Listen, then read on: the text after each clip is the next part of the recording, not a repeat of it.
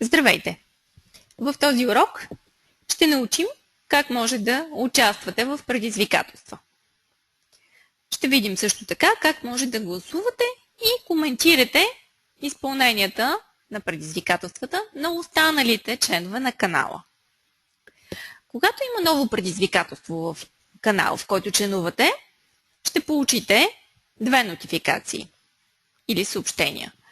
Едно съобщение на имейла, с който сте регистриран в DEET, и второ съобщение ето тук, към банката. За да участвате в предизвикателството, или натиснете бутона Участвай, който се съдържа в мейл съобщението, или просто отворете канала и отидете в секцията Активни предизвикателства. Изберете предизвикателството, в което искате да участвате. Пример, в случая аз искам да участвам в предизвикателството за рисунка на домашен любимец.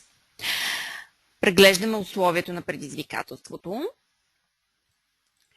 Виждаме точките, които ще спечелим, ако участваме в него.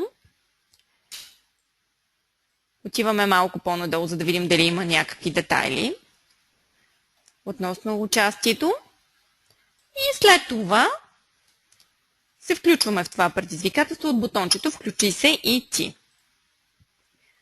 Избираме снимката, която искаме да качим в това предизвикателство. Ако се изисква текст, разбира се, тук ще има кутийка, в която може да напишем текст. А ако се изисква видео, ще има кутийка за качване на видео. Ако се изисква файл, съответно ще има кутийка за избор на файл. Избираме в случая снимката, натискаме Отвори и може да напишем по желание някакъв текст. Куче Боби. Натискаме бутончето Готов съм, с което ние финализираме нашето участие в предизвикателството.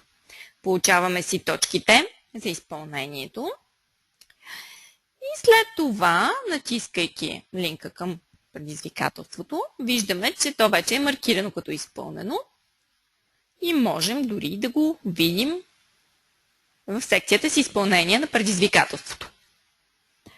Ако желая, мога да напиша някакъв коментар. Примерно, ако съм забравила да напиша някакви подробности. Ако желая, мога да коментирам изпълнението и на други хора в това предизвикателство.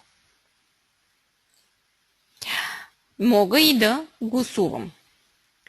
Когато гласувам за нечие изпълнение, аз печеля точки и изпълнителя на предизвикателството също печели точки. Ако искате да видите колко точки се дават в DEET и за какво, има много лесен начин.